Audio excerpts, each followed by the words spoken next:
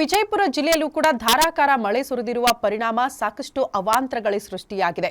ಪ್ರಮುಖವಾಗಿ ರೈತರು ಕೂಡ ಸಂಕಷ್ಟದ ಪರಿಸ್ಥಿತಿನೇ ಎದುರಿಸೋ ದೃಶ್ಯಗಳು. ಯಾಕಂದ್ರೆ ಚಡಚಣ ತಾಲೂಕಲ್ಲಿ ವರುಣನ ಅಬ್ಬರಕ್ಕೆ ಮಳೆಗೆ ಬೆಳೆ ಎಲ್ಲ ನಾಶ ಆಗಿದೆ. ದೃಶ್ಯ ನೋಡ್ತಾ ಇದ್ದೀರಲ್ಲ, ಸಂಪೂರ್ಣ ಜಲಾವೃತ ಆಗಿರೋದು ಬೆಳೆ. ನಿಂಬರ್ಗಿ ಗ್ರಾಮದಲ್ಲಿ ಜಮೀನಲ್ಲಿ ನೀರು ನಿಂತ ರೈತರು ಸಂಕಷ್ಟಕ್ಕೆ ಈಡಾಗಿದ್ದಾರೆ. ರೈತ ಶಿವಶಂಕರ್ ಹಿರೇಮಠ ಜಮೀನಲ್ಲಿ ಬೆಳೆದಂತಹ ಬೆಳೆಗಳೆಲ್ಲ ಜಲಾವೃತ ಆಗಿರುವ ದೃಶ್ಯ ಇದು. ದೇವರ ನಿಂಬರ್ಗಿ ಗ್ರಾಮದಲ್ಲಿನ ರೈತರ ಗೋಳು ಕೇಳುವವರೇ ಇಲ್ವಾ ಅಂತ ರೈತರು ಕಣ್ಣೀರು ಹಾಕ್ತಿದ್ದಾರೆ. ದೇವರ ನಿಂಬರ್ಗಿ ಗ್ರಾಮದ 15 ದಿವಸ ಬಿಡದೆ ಧಾರಾಕಾರ ಮಳೆ ಸುರಿಯುತ್ತಿದ್ದ ಕಾರಣ ನಮ್ಮಲ್ಲಿ ಅತಿವೃಷ್ಟಿ ಹೆಚ್ಚಾಗ್ಯದ್ರಿ. ಮಳೆ ನೀರು ನಮ್ಮಲ್ಲಿ ಜಮೀನುಗಳ್ದಾಗ ಹತ್ತಿ ಬೆಳೆ, ತೊಗರಿ ಬೆಳೆ, ಮೆಕ್ಕೆಜೋಳ ಬೆಳೆ, ದ್ರಾಕ್ಷಿ ಬೆಳೆ, ನಮ್ಮಲ್ಲಿ ಇರ್ತಕ್ಕಂಥ ಬೆಳೆಗಳು ಲಾಸ್ ಆಗಿ ಹೊಂಟವ್ರಿ. ಎಲ್ಲ ಜಮೀನುಗಳು ಹಳ್ಳ ಒತ್ತುವರಿ ಮಾಡಿ ರೋಡ್ ತನಕ ಬರ್ತವೆ. ಜೀರಂಕಿಲ್ರಿ, ಇದು ಮ್ಯಾಲಿನ ಜಮೀನು ತೆಗ್ಗ ಪ್ರದೇಶ ಇರೋದ್ರಿಂದ ಎಲ್ಲ ಜಮೀನುಗಳು ಜಲಾವೃತ ಆಗ್ಯಾವ್ರಿ.